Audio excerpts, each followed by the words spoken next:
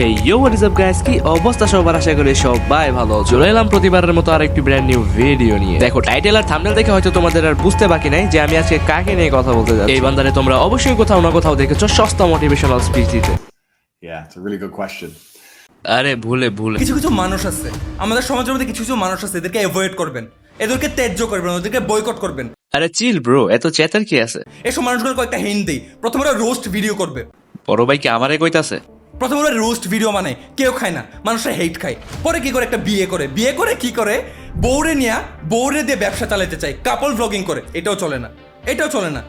তখন ট্রাই করে, ভাই আমি তো ভুল করছি, আমার রোস্টিংও খাইতেছে না, আমার বউয়ের ভিডিও কেউ খাইতেছে না, আমার তো ব্যর্থ, আমার তো কিছু একটা করা লাগবে। তখন কোনো মতে কিছু একটা করে।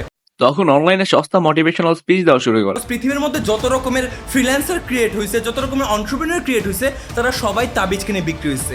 হ্যাঁ, তাবিজ কিনে বিক্রি হইছে মানে কি? তা মানে যাই হোক, বড় ভাই যেহেতু বলেছেন ঠিকই বলেছেন। দেখো ভাই, এই পোলার সাথে না আমার কোনো শত্রুতা আছে আর না কোনো হিংসা। পোলাই ওর বাপের টাকায় সুপরা কিনুক আর নিজের টাকায়, I don't give a shit. But ওই যে অনলাইনে উল্টাপাল্টা প্রতিবন্ধীর মতো স্পিচ দেয়, এটা হলে যে কোনো কারো মাথা নষ্ট হয়ে যাবে। আর নর্মালি আমি তেমন ইউটিউবে রেগুলার কন্টেন্ট আপলোড করি না, কারণ আমার সো কল ইউটিউবার হওয়ার কোনো ইচ্ছা নেই। এসব প্রতিবন্ধী পোলাবাইনদের দেখলে ভিডিও না বানায় থাকতে পারি। পোলাই মুখ দিয়ে 10টা কথা বাইর করলে ওর 8টা কথাই বল থাকে, আইসে আবার মোটিভেশনাল স্পিচ দিতে। দেখ ভাই, তোর কথাবার্তা শুনলে বোঝা যায় যে তুই ফেক করার ট্রাই করতেছিস। আর বিশ্বাস কর ভাই, তোর এইসব ব্রেইন রট ভিডিও দেখলে সবাই একটাই কথা বলে, ধন বলছো ভাই, সেই হয়েছে।